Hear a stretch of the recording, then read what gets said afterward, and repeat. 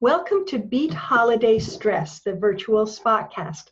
I'm Beth Genly, your host, and today I am welcoming my friend, David Westbrook. David, as Chief Operating Officer of, I'm going to say this again because I'm mumbling, as Chief Operating Officer for Lines for Life, David is currently engaged in the most exciting project of his career. He is leading a major transformational change at Lines for Life to more than double their revenue from $2,800,000 to $6,500,000. Wow. At the same time, Lines for Life is growing their staff from 32 full-time people to 70. Whew. David says, every day is a challenge and I love it. It inspires me to know that the direct result of this change is we'll be able to impact more lives. So tell us about Lines for Life.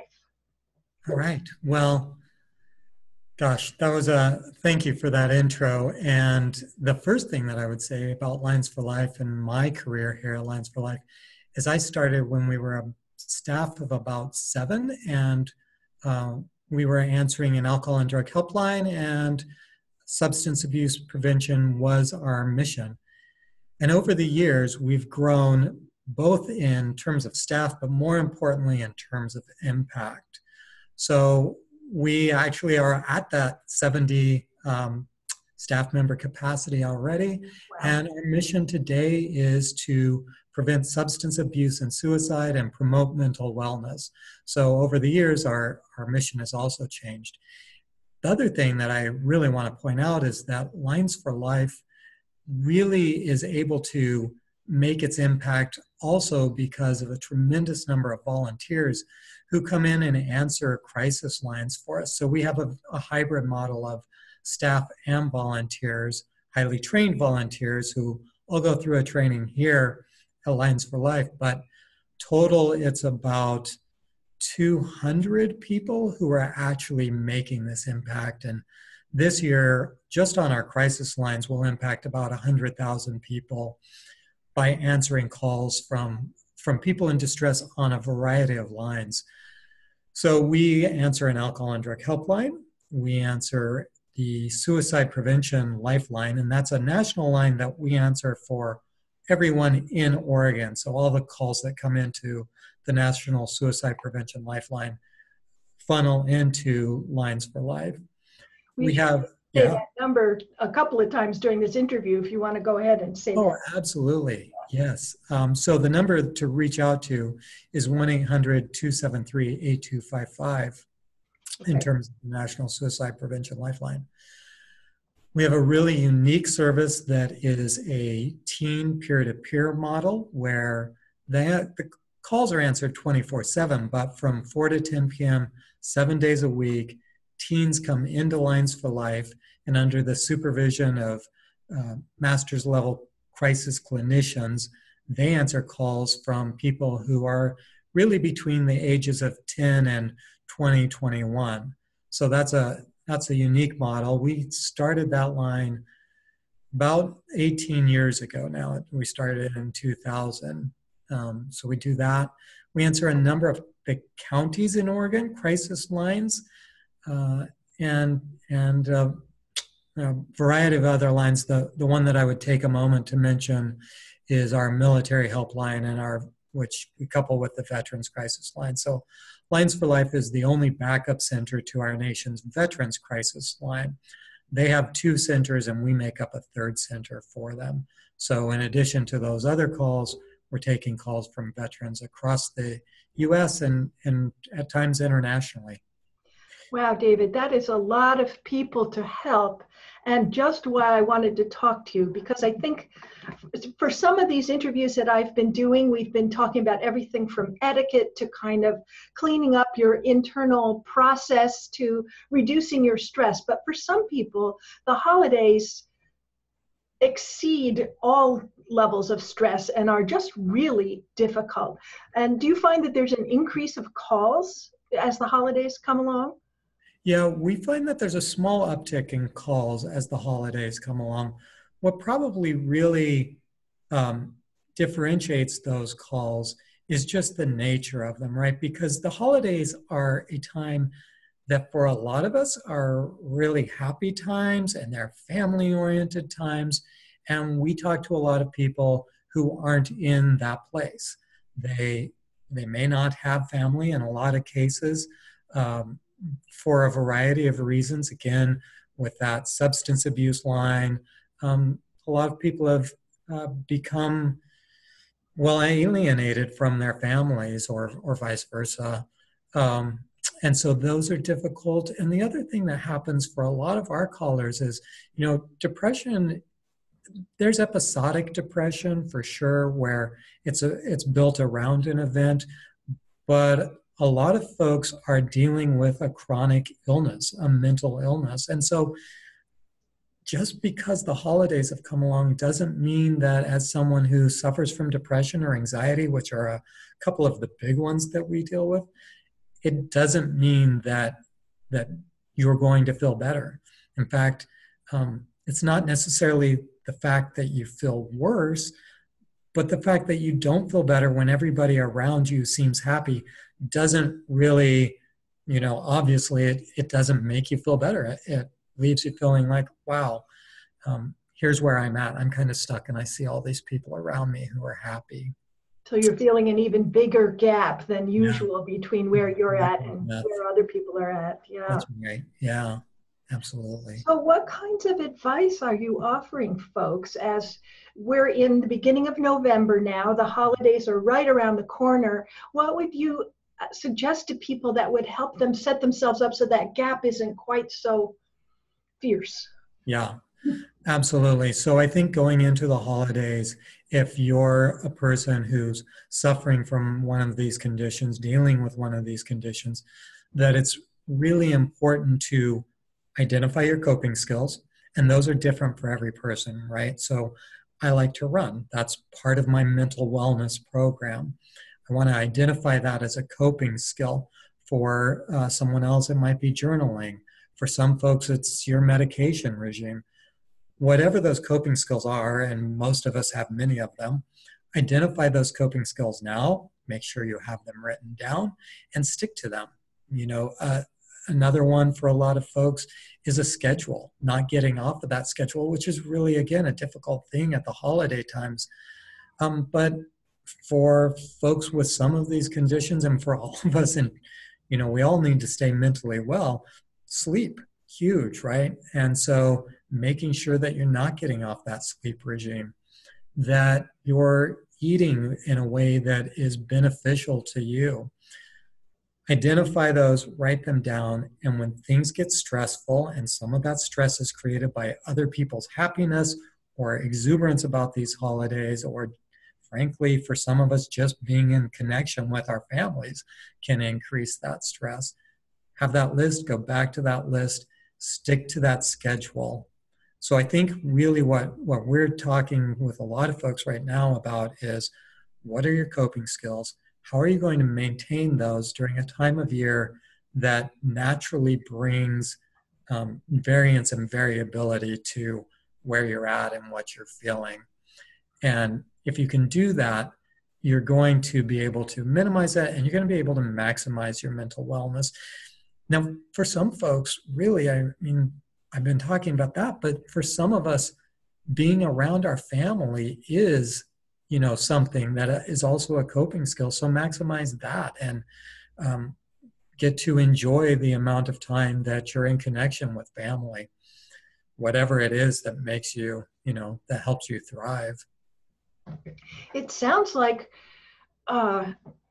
you're talking about setting some goals that are very particular to this time for people who are already way stressed, where one of the primary ones is stability, having a routine and a set of coping skills that you can rely on, that you keep the same even as things shift around you. Yeah, I really think that's very important for mental wellness, both for those who are suffering from mental illness and really for a lot of us, right? If it gets too far out of whack for any of us, that schedule, then our mental wellness is going to suffer. Great point. Another thing that I run into sometimes is kind of a general assumption that if you're a successful person, if you're making a lot of money, if you're high muckety muck in some organization that you're not going to have these kinds of issues.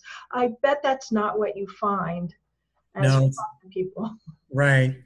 These are issues that go across all demographics. No one is necessarily immune from depression, anxiety, or any other mental illness. It doesn't stop at some income level. And at the same time, just because you suffer from it doesn't mean that you won't. And when we're saying successful, we're really talking in very societal terms, right?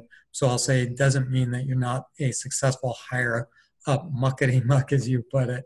You know, it affects everybody, and people, and in addition to the mental illness, substance abuse and addiction also affect people across that entire geodemographic spectrum. And so we can have any of these, and we can still rise to high positions, and we can still be dealing with those. Some of our coping skills, depending on those income levels, may change. At the core, we're all just humans, doing the best that we can. That's beautiful. Thank you very much for that reminder. I think it's really important because we put so much pressure on ourselves sometimes. Absolutely. And yeah. So another thing that I hear a lot about at the holidays is loneliness. And you've alluded to this a little bit. I wonder if you have some specific suggestions to offer to people who feel a bit cut off. It's really interesting. I do talk about loneliness. Our immediate past Surgeon General, Vivek Murthy, actually coined loneliness as an American illness epidemic because so many of us now feel alone and lonely. And really, those are two different things, right? You can be in a group of people and be lonely, or you can be alone and be lonely. So it's that loneliness that is really the disconnect there. And the holidays can be a really, really tough time for that, especially if you're disenfranchised from family and you're trying to make that connection, and that connection isn't there. And so finding your community and setting up your community is a very important piece to beating that loneliness. And for some of us, it isn't family. And there is this expectation around the holidays in our culture that that's who it's going to be. But for some folks, there's a friendship group that really actually makes up that family. And sometimes there's not even that, right? So if I am in recovery from a substance, this might be a really important time for me to go back to that AA meeting or that NA meeting. That may be where that connection is. And in order for me to maintain my recovery and my stability, I might be looking for that group, or a variety of other groups that are available out there. For other folks who frankly may not be in recovery, they may not be suffering from a mental illness, and yet they may still be lonely. I think given that, it is again really important to figure out where those groups are for us. So there are these meetup communities, and finding that affinity group. It doesn't really matter if it's knitting or hiking or biking or games or whatever it is, but finding an affinity group and reaching out and connecting with that. And that can work really well, whether you're an extrovert or an introvert. I think it's a little harder for introverts to make that connection and step out. Beth, you and I have both been Toastmasters, are Toastmasters. One of the things that I get out of Toastmasters is an affinity group.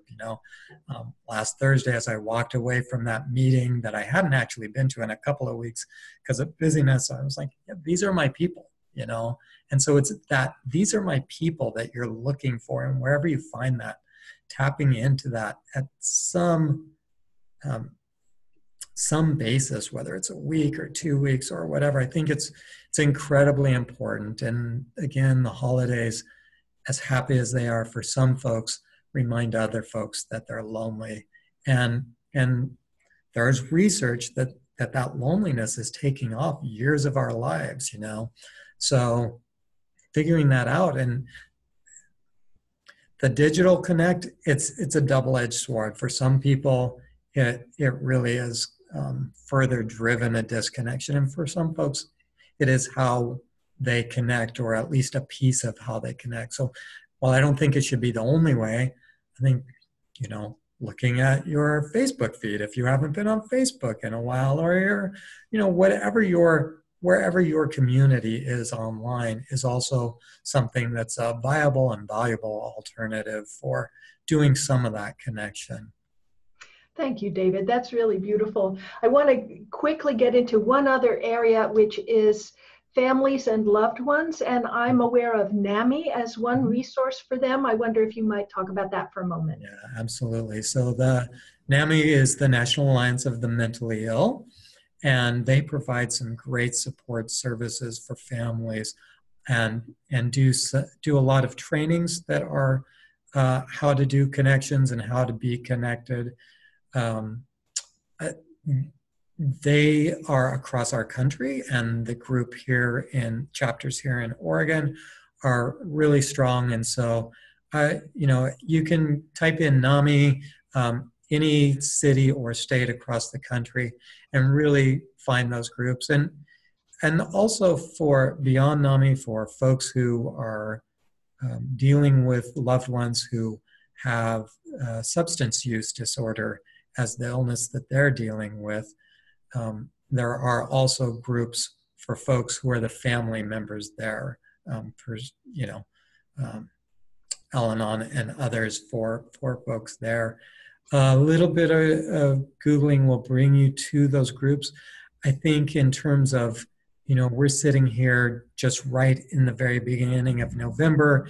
And again, I think the important piece to that is not waiting until you're in the throes of it. Don't wait until, you know, November 22nd or whatever the, you know, holiday day is, or day before it, but get in touch and get engaged now, so that those folks can be a support throughout the holidays. And I would put that from the beginning of November to, you know, a couple of weeks out on the other side of the beginning of January. A lot of the calls that we see, really, people manage to get through the holidays, and then it is immediately post-holiday when they've identified that their brother has an issue or whatever that is. So for a lot of folks, we are just entering this stretch, and it won't really end until a couple of weeks after the first. That's really important. Thank you so much, David. I really appreciate that. And I'm aware of research that shows that when we give, we feel better and life looks better. And it sounds to me like Lines for Life would be a wonderful place to give to in this holiday season. Can you tell us how to do that? Sure, Beth. Thanks for that mention. So Lines for Life is a nonprofit organization, 501c3, and donations are a huge help to us. Folks can go to linesforlife.org, and there will be a donate button at the top, and donate that way. If someone is listening is in Portland and wants to get involved as a volunteer, there's also a About Us, how to get involved section there, and you can reach out to our volunteer coordinator. And as I said, we rely a lot on volunteer power, and that give back is really huge. A number of times in my life, I've had personal friends, connections who were feeling depressed, and what I suggested was, hey, come volunteer at Lines for Life for exactly the reason you said, which is when we give, we feel better. That's wonderful, David. Thank you so much for your time, and thank you so much for all the work you do and for the great advice you've shared today. It's good to see you. Beth. Likewise. All right. Take care. Take care.